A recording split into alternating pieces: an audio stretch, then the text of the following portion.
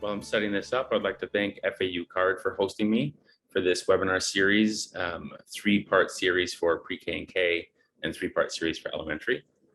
Today's webinar is going to be cover the topic of learning with friends. So we're looking at having more than one kid in a learning session at a time, including in play and other learning opportunities. Before we start on that, I want to recognize Florida Atlantic University Center for Autism and Related Disabilities, PEPSA, Partnership for Effective Programs for Students with Autism.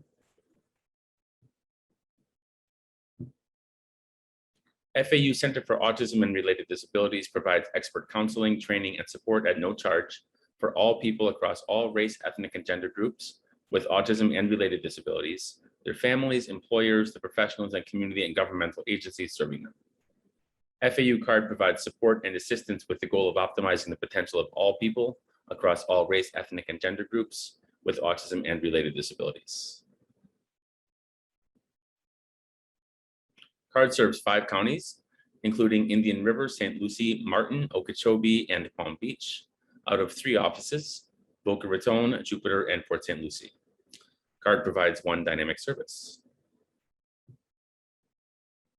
Services, again, are offered at no charge: family and school consultations, trainings and workshops, public education, referrals and resources, adult hangout groups, and many other services are included. Okay, I'd like to jump into the content for today's webinar, and as always, provide a very brief review of what we have covered so far. In our first 2 webinars in this series, we've at least discussed how to address much of the basic learner package.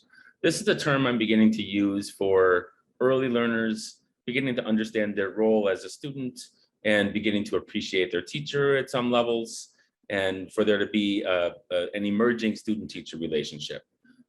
This is not a completed, ready learner to be sent into general ed classrooms who's going to thrive without supports. We're getting started well. And some of the things we've covered as parts of the basic learner package so far are recognition that teachers sometimes control access to reinforcers. I'm not going to elaborate on any of these right now because we have covered them a bit. Social approaches are part of the package. Attention as reinforcer, just meaning our student appreciates the attention of others. A tendency to accept prompts, cooperation with teachers at some level, at least emerging, manding, which is the same basically as requesting, remaining in an area without excessive supports for doing so, some emerging endurance, and requests for attention. As you can imagine, a lot of those things are interrelated. The more a student appreciates someone's attention, the more likely they are to request it.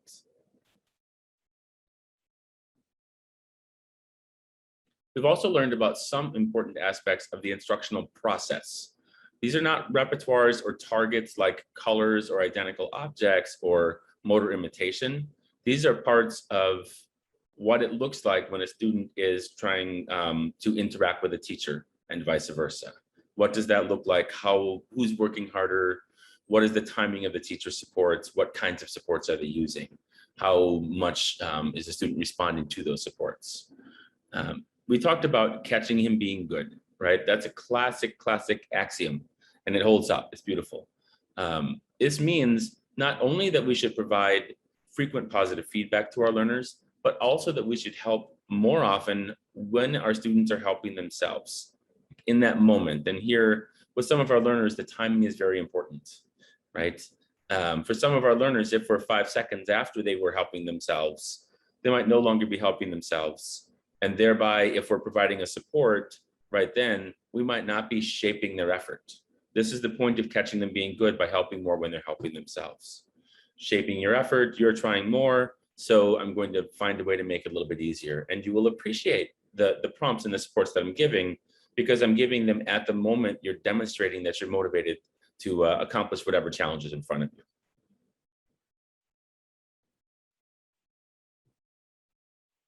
Now we want to talk about establishing group responding, the value of peers, cooperative activities, and parallel play.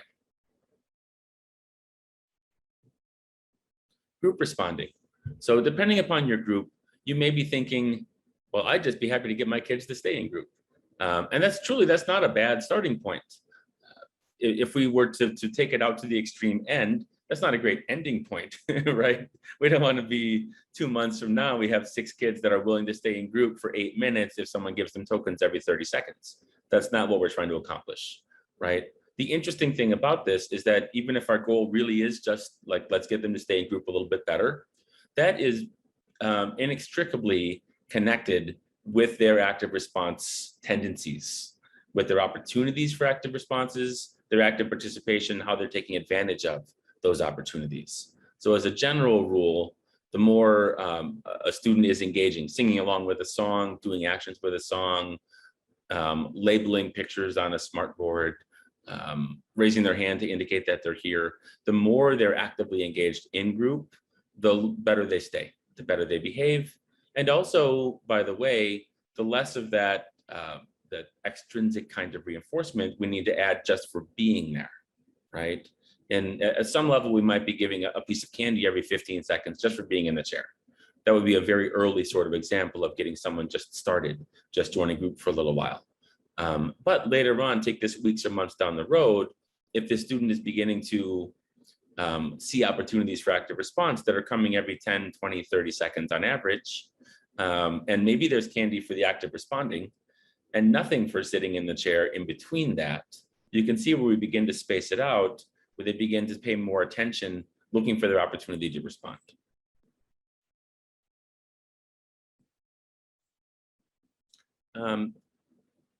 Earning engagement in group, there are, of course, I'm only kind of scraping the surface of some of the things that we might do in group here. But some of the general directions I would like to point you in. There are tons of songs, dances, really fun videos. I don't know exactly when these came in because I'm not really on top of technology very well, but smart boards and similar kinds of technology in classroom are becoming more the norm. And a lot of our kids really, really enjoy those, especially if we take the time to watch the Very Hungry Caterpillar video with them and engage in whatever songs we have for Pete the Cat through this. The more interested they are in these songs, the more engaged they will be and the less candy they need for just being in their seat. Okay, we like to sing songs together for kids that like these. That's the point of singing the songs. We like to do simple, fun group calisthenics. Let's all jump this many times. Some classrooms I've noticed that they're calling it wiggle time. I am a big fan of wiggle time. I'm a big fan for somewhat older kids of their child yoga time. And it's great to remember that we're not just here to learn the names of colors and shapes and letters and numbers and things, but that we're learning to move, we're learning to be still, we're learning to imitate. And we're really, at this point, what we're looking for is favorable opportunities for active participation. That's what we're looking for, right? It's not your hardest thing, it's not your least favorite thing. Actually, it's your easiest things and your favorite things. That's what we want to do because we want you to want to be in group. Excuse me. Another nice strategy that is especially helpful as our kids age is to give all students materials that allow them to participate simultaneously. Okay. One way we can do this, if all of our kids, let's say, are vocal, is we can have pictures on the board, or if they're a little bit older, maybe some phonics letters on the board, some numbers, and we can be pointing at these and having all of the kids simultaneously say what it is. That's a great opportunity. Everyone gets to participate with every visual stimulus. And so if you're doing this really well, kids are participating every 2 to 3 seconds, they're giving another response. That's wonderful. Another way to move forward is to establish some kind of a card for an affirmation response, an affirmative, a green card for, yep, that's me. I'm one of those kids that likes raisins. I'll raise my green card. Excellent. And you can, of course, you can use those green cards with a lot more things than what their preferences are. One thing I want to remind you of here is that all of the above activities allow simultaneous responding. If we think about some part of our groups, of course, is, okay, Darren, do you know this one? All right, Darren, what's your favorite blank? What song do you want to sing next? Right, things like that. There's, of course, that's appropriate. But for those parts of a group, when we have the whole group responding together, we're actually multiplying the group response opportunities. Do you imagine a group of 8? There might be 7 more kids to go through before you get down to Sarah. How long is she waiting with nothing she can actively do, right? How much attention should she pay to Darren's work?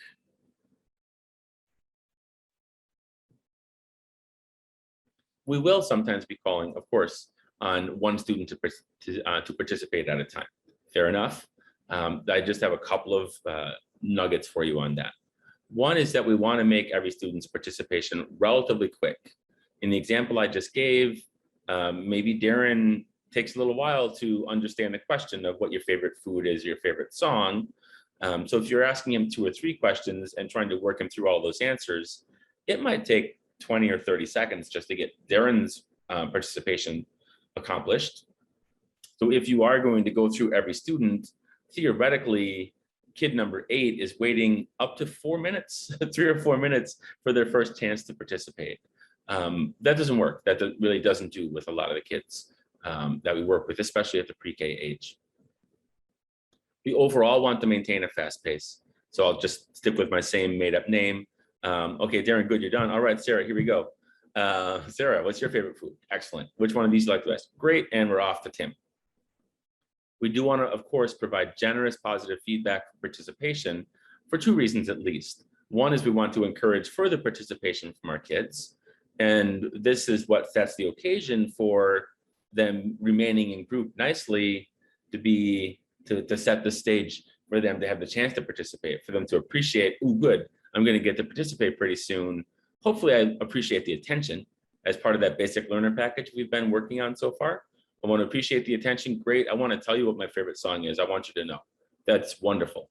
Short of that, if that's your chance to get a half of a gummy bear, fine. Then at least you were in group waiting for your chance to respond. That's okay. Okay.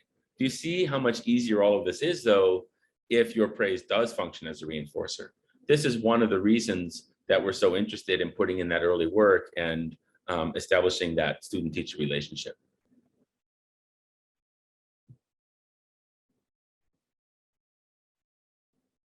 We want to also teach the value of peers. Some of these things are easier said than done, and they take some time, and they may take real skill and patience as well. Some of our younger learners with ASD lack the natural interest in others. They don't all, but some of them do, and especially in peers. This does not have to be a permanent condition. Part of why a younger student especially, might not be as interested in peers as he may be in adults is that adults by this point hopefully have been establishing, I'm the one with the gummies. I'm the one who'll give a good bear hug. I'm the one who can read Goodnight Moon to you. And some of your peers are not interested in doing any of those things, right? Then maybe they don't know how to read Goodnight Moon to you, or they're not that bothered about whether you want to play chase or whether you guys both like the same movies. Okay, if I can get my cursor back, I would love to advance. Here we go. Do any of your kids, as we're planning how to try to establish friendships, do any of them have interests in common with each other? I just started a short example of this, and I see my spacing change since I'm sharing the screen. We'll live with that, I suppose, for today. Some of these are going to provide obvious benefit by virtue of being something active that a student can do simultaneously with his peer. Hungry Hippos is one of these. It's rather fun to do. Everyone can go at the same time. No one has to wait to take turns. So that's really nice. I'm not going to read through all of these. You can read some of this for yourself. Games like the Limbo, there is turn taking, but it should be a pretty steady pace, right? So if you have maybe 4 kids doing it, it's relatively easy to do. 1 or 2 teachers joining them to help lead the way. You're getting through in a timely fashion. No one's waiting very long for someone else's turn. Any of these games could have specific benefits, such as, let me talk for a moment about volleying a balloon. It may be that we help our students understand that if we can get up to 8 volleys, that's a really big deal. That's awesome. We're going to get 8 volleys, and then we're going to sit down and have popcorn or something, or put on a video. Great. So when I say 3, when Timmy hits it, that's awesome. Sarah wants to be able to hit it. And Timmy wants Sarah to be able to hit it too, so we can get up. And our kids are seeing each other's successes as their successes, taking interest in each other's behavior. This also goes back to something we've spoken about in our first two webinars about the benefit of overall expanding interests. So if we do sometimes get that kid where just likes Cheetos and iPads, that's might still be a starting place for us, right? It might still be a starting place, but it wouldn't help us very much with the volleying a balloon job, right? We'd have to make some really specific plans for why our kid is going to learn to appreciate the group volleying of a balloon or playing Hungry Hippos. So in those early stages, we're just like, you know what, this game is cool. This one's cool. See how that works? You got the feel for that? Kind of like this one? Great. We're going to build your endurance up with this activity like musical chairs. And then we're going to incorporate more and more peers into that as your interest and your endurance both grow.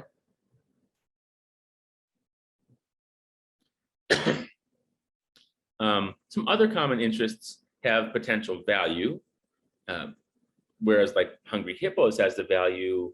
Great, it's a common interest. If we've been able to condition that, that's wonderful. And everyone gets to go at one time. Great. I'm not going to get today into competition and how some kids feel about competition and what a setback it is to quote unquote lose in a game. That's another much bigger topic. I'm more touching on a variety of topics today. These other interests that I'm about to talk about still have potential value, but they may also actually present obstacles, contrasted with Hungry Hippo and the balloon volleying. Peer participation may actually decrease access. If you think about a kid wanting to be picked up, well, I can only pick up one kid at a time, usually. So if 3 of you want it, that means you have to wait while it's Darren's turn and Tim's turn while I pick Sarah up. Okay. Taking turns on a slide is one. You'll see kids competing for the opportunity to get there, being pushed on a swing. These are things that, assuming we don't have one-to-one for everybody, then having peers involved in it at some level for some kids worsens their experience. I just don't get as much cheese when my friends are here. So I'm not sure I need my friends here as much as I need to have more cheese. Okay, it is generally worthwhile to work through these obstacles. I use the word generally, and very deliberately, of course. You have to consider how you're going to work through it and what challenges are going to be in the way of working through it. But if our kids do have an issue with waiting their turn to go down the slide, if we can work on that, we can use that opportunity. They're really motivated to go down the slide. That's wonderful. And we can provide supports to help them allow a peer to take a turn. And not to mind that, because you're going to have your turn next. That's wonderful. You see how this works?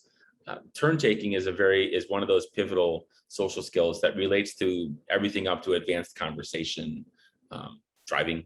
It relates to a lot of very advanced skills, well beyond. So it's worth us putting the time in to work on turn taking is my point. There is a nice trick that we can use some of the time. Let's go to our kid who, let's say, likes the iPad. Okay. And not much else. All right, so you like the iPad. If I put you with a peer and you guys are taking turns with the iPad, that's we've made it worse. So you would rather have the iPad without your peer than to have the iPad with your peer. That hurts our peer relationship. It doesn't help them, right? There's a trick that we can do, though, with some of our kids, where we can suggest, okay, it's time for iPad. You're going to have the chance to get the iPad. Which peer are you going to get to join, right? Oh, I only get the iPad when a peer is with me. I don't get an iPad by myself. If you take some time to build that history, that expectation, and there may be your kid might be a little bit unhappy some of the time that you're saying, it's not quite time for the iPad yet because we don't have a friend to play with. Some of the time, I think they're going to be a little bit unhappy about that. But if that is a very manageable level of discontent, and a peer or someone is going to be available relatively soon, then as Darren waits for Sarah to finish her work, he's like, come on, Sarah, I'm waiting, I'm ready. We want to watch whatever video we both like together. And I only get to do this when you're available. So I really can't wait for you to get your work done. And I can't wait for you to be available. You see how that trick works? I said, well, I'm now interested in Sarah's availability. Even if it's only mechanical at this point, or instrumental, she's a stepping stone for me to get access to that video that I love. At least I appreciate her being part of that process, part of that step, so I can watch the video with her, or at least near her. Okay. So it's a nice little trick that obviously extends to examples well beyond the iPad example I just gave. As always, you guys are getting hopefully used to my webinars here. The process matters, right? Between us, and if we were to do some searches on the internet and look up some books, we could very easily list 200 ideas for preschool peer games activities, patty cake, and there was an old lady who swallowed a fly, and all of these are great. We have to have a lot of ideas. The question then becomes, how do we get those ideas to work? Okay, so here you are with your kids and you want to try musical chairs. How's that going to work? If you just jump in and say, okay, everyone, we have our class is ready. We're all everyone get where you belong. Here's the chairs, here's the rules, start the song, here we go. Some of the time, you're going to have kids that are not interested, would rather be doing something else, don't understand, don't care, don't want to follow your instruction when it's your instruction. We're going to have some of those things with some of those kids, right? And then the question becomes, how valuable is it if the teacher and the aides are just kind of prompting, just keep on prompting, come on, participate, come on, your friends are there, come on, go this way. There's a level where that becomes counterproductive, okay? There's a level where they begin to dislike our prompts because we're prompting them to do things they're disinterested in doing, right? So if we back up our perspective for a second, we're not just trying to get our kids to do musical chairs, we're also trying to expand upon that basic learner package where we taught kids to accept prompts, hopefully even to appreciate prompts at some level. If we use those prompts in unfavorable contexts too often, we'll undermine that, right? Now my kid is not as good of a learner as he was. Not only is he not learning musical chairs right now, but he's not as good of a learner for whatever I want to teach him, because we practiced me prompting him to do things he would rather not do. Okay. Our courses, again, are building upon themselves. We were talking previously about the concept of STEAM, which is basically who's working harder, who's showing more interest and initiative during the play and the work. So we're trying to set up new activities as we're trying to continue to expand interest and introduce peers. We're trying to find good arrangements that will earn ready participation from our kids. And we want to be observant of lack of readiness, lack of interest. So for me, if I'm working with kids and I find myself repeating an invitation to join something or repeating a direction to do something 2 or 3 times before they do it, that grates on me. I'm like, oh man, they must not be that interested because I'm having to remind them to do it. If they were interested, I wouldn't have to remind them to do it. So I wonder if I'm doing more harm than good, maybe. Okay, let's turn directions a little bit. We were talking about kids being interested or potentially disinterested in different activities and looking for common interests, and basically just spending time engaged in those common interests. Another thing we can look at is, let's say there's not that many interests yet. It's a work in progress. We're trying to get interest, but they're not there. All right. Are there some activities that both kids are at least competent with? Some of those can be games. Some of those, frankly, can be chores also, just tidying an area. If they're both good at that, they can do it near each other and appreciate that they're both working towards the same goal.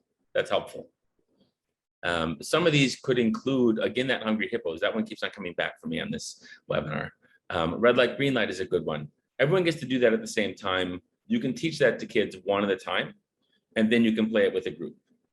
So especially if you're playing it with a group where they're all interested in sort of the same prize, and they're not really seeing it as competitive, but they're seeing it as the opportunity for movie time, let's say, or popcorn time. Then they're all working together on that and having a nice fun experience together. Here's just a handful of additional ideas. Again, we could multiply by 10 the number of ideas we have for activities, but I don't want to leave out the importance of figuring out how we're going to introduce them. Catch is one I like to talk about a little bit more, that some of our kids are not very keen on ball play. And sometimes that's because they're not very good at catching balls. So it might be, let's say they only want Cheetos and the iPad. It might be that we could use the Cheetos to get them better at catching a ball, and we could build the speed, or what's called fluency. We could build up the fluency of the catching, make it easier. And you might find as your student gets much, much better at catching, he begins to like it, right? That works that way quite a bit of the time. And if he doesn't necessarily really love it, if he's really good enough at it, then it's easier to put him in a context with a peer with a wide variety of different kinds of ball games.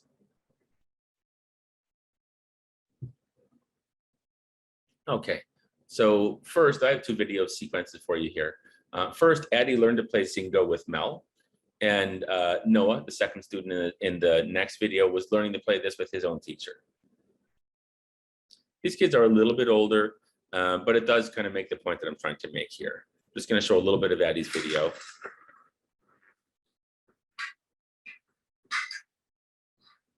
All right, I'll go first. Don't have a fish, but I have a house. No fish.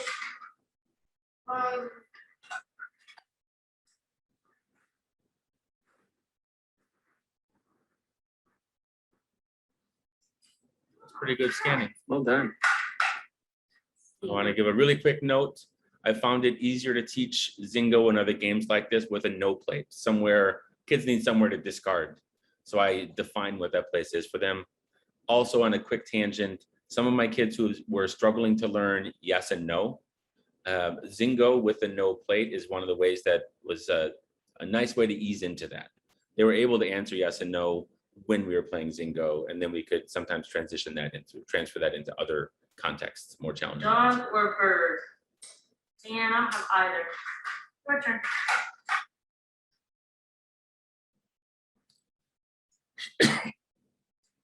Ah, you have a house. Wonderful. Nice. Good luck for you.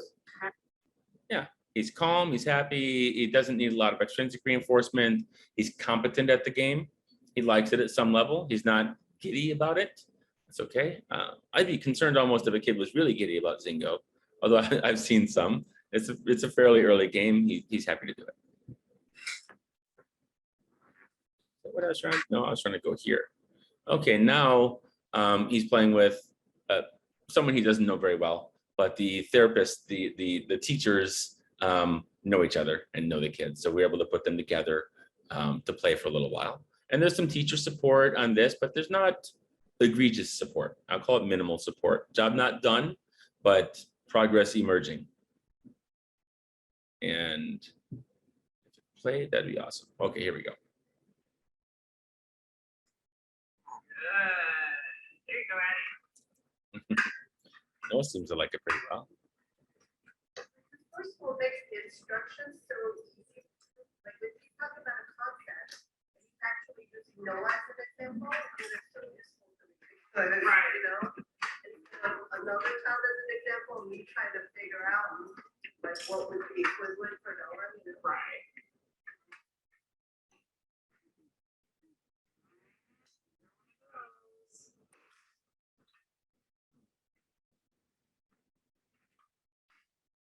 Eddie's fairly interested in it, a little bit more interested than Noah. He's not gathering that it's Noah's turn. He's like, okay, fine, you can knock my hand away, and that's all right, it'd be Noah's turn. He wasn't trying to steal a turn. He's just learning about turn taking, learning that it's not his turn right then. Okay, that makes the point enough. They're both happy enough to be there. They're both competent. They both have some degree of interest. The teacher has to help a little bit in terms of, okay, here's the chip dispenser for you. Here's the chip dispenser for you, right? The teacher is managing that part. If we try to skip past that, there will be a struggle.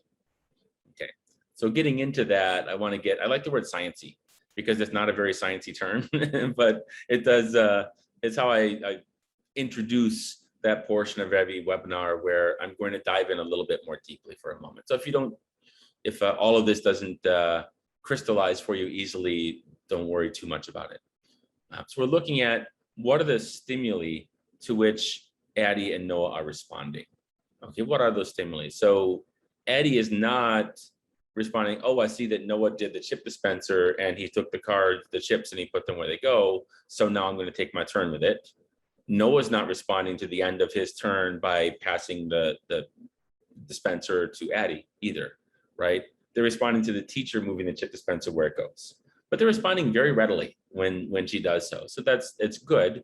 It's not something you could pull a teacher out of at this point. what behaviors would they both need to engage in order to responding to each other? They would need what we just described. Noah would have to recognize, okay, my turn is done. I put the chips here.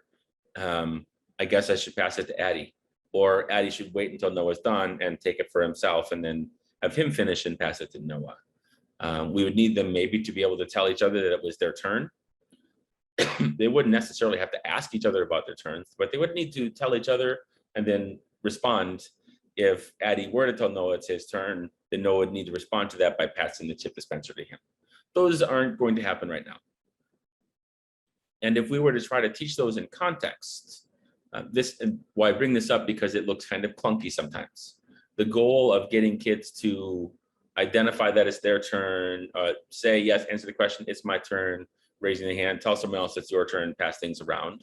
That goal, when introduced a little bit prematurely, before the children have very much interest, competence, or endurance with an activity, they're really responding to the teachers. They're not responding to each other. They're not responding to the end of the turn. They're really responding to the teacher. And sometimes the teacher has to work pretty hard to get their attention because the student is not ready to learn that part of the process, right? Sometimes we get a little ambitious for a goal and we kind of squeeze it, right? I really want this independent turn taking. Let me try to squeeze that. And that can make the whole experience clunky. That can drain the motivation for that activity. It might get in the way of you trying to expand the interests into playing that activity. So having read that book, I recognize it's good to be patient coming up to that and let some of these behaviors begin to emerge naturally. And then as they begin to emerge naturally, we can begin to push a little bit more, capture, wow, that was great turn taking. Let's maybe set up a turn taking token system. You can say, well, you took turns so great, there's a token. I'm capturing it. I'm catching you being good more than I'm prompting it. That's one of my recurring themes. I don't want to mask confusion on the learner's part, lack of interest, lack of understanding what to do by prompts. And I don't want to prompt a lot, which suggests to me that my learner might even want to not do it. He might prefer not to do it. My prompts are really something worse than a prompt. They're really maybe escape extinction. I don't want to mask that way. But capturing good behaviors, the ones we like seeing, and offering reinforcers, I should say, giving the reinforcers after that is productive. That's shaping, that's more natural. So unless my students are demonstrating a variety of very strong prerequisites, I just let these games emerge and let them show more and more interest first. Some of the prerequisites to meaningful turn-taking play.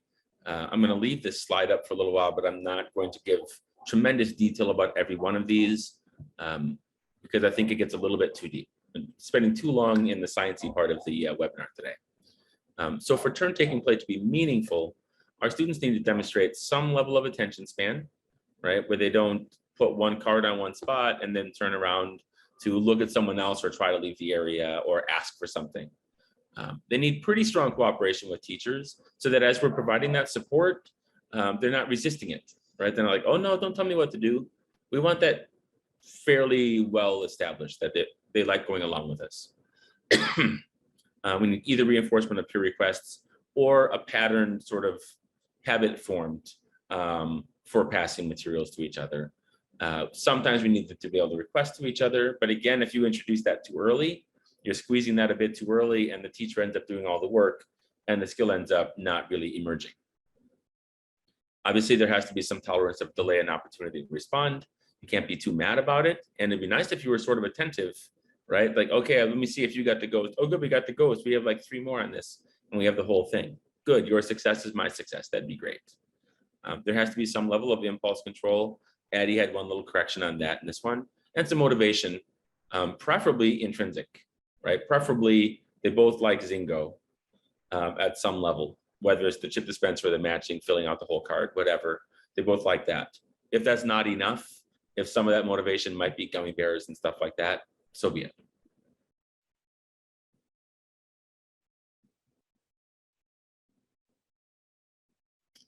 While those prerequisites are developing, I do not advocate making up for their weakness by repeated prompting or redirection. So I'm repeating this message because it's an important one to me as we talk about the process of teaching games. When you do dip your toes into these turn-taking games a little bit too early and make up for the weakness, I do suggest making up for the weakness in those prerequisites through very, very timely prompting, really nice, smooth prompting, and even more so with very timely reinforcement. Yes, that was the behavior I like. There's the gummy. Or yes, token. Great, here we go. That's it. Yes, your turn. Something timely, something immediate. We like to focus on easy wins more often. And some of that means looking at activities that do not require turn taking.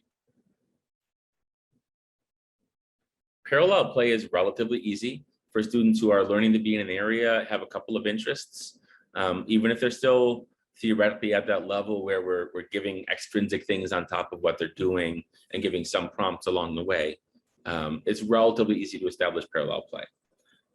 Parallel play is when more than one student is in a similar area, close enough to see what each other is doing, and engaged in similar activities, maybe with similar materials. They're not working on a joint goal. They're not together trying to build a pirate ship or anything like that, but they're both just building with Dupelos next to each other and content enough to do it without necessarily having any interest in what their partner is doing yet.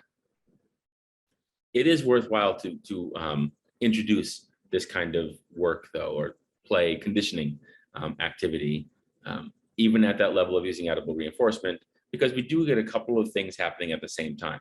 One, we are working on expanding our kids' interests. Hopefully these activities are relatively easy. So if we have nice, generous supports and good reinforcement with things that are rather easy, we're building that endurance for remaining in an area. And we are setting the stage for at least you're near your peers. And sometimes you guys are sharing some materials, or we're setting the stage for you to end up sharing materials.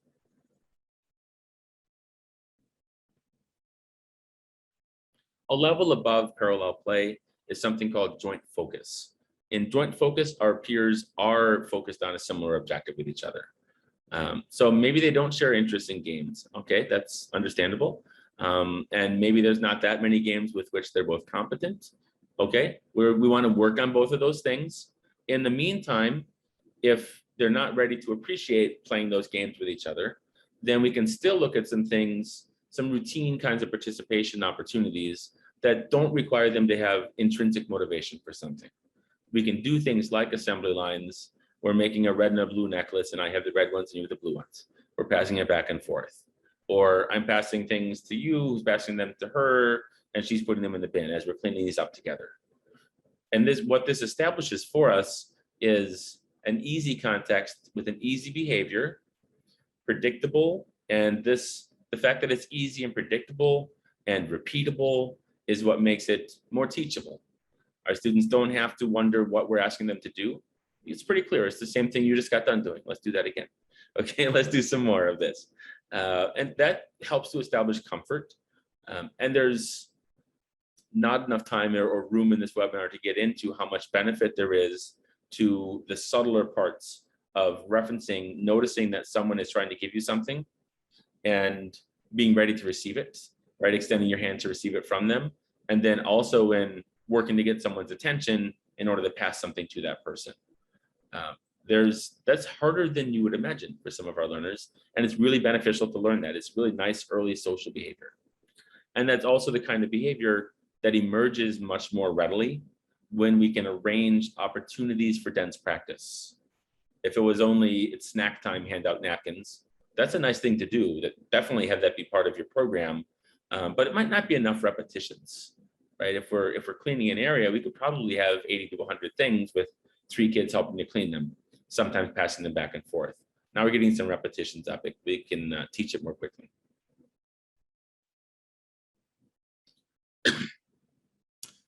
Thank you card. Thank you for participating in this webinar.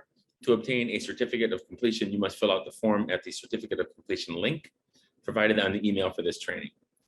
Please write down this code as it will be required to receive the certificate. WAR 132021. Again, that code is WAR 132021. In summary, we have gotten into some challenging terrain. We're not anticipating that everyone has mastered all the material or that our kids have rocked out everything that we've worked on, but we have a good introduction for it. And hopefully you have some things to think about as you try to engage your peers, your students with each other.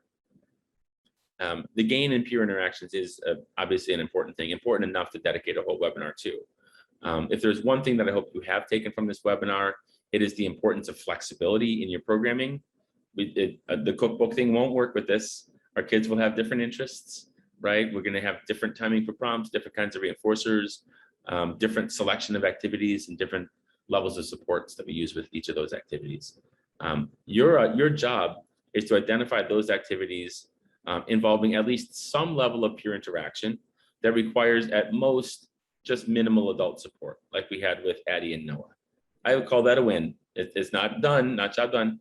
It's a little win, minimal adult support, and peer interaction is wonderful. Of course, this is going to require some individualization on your part.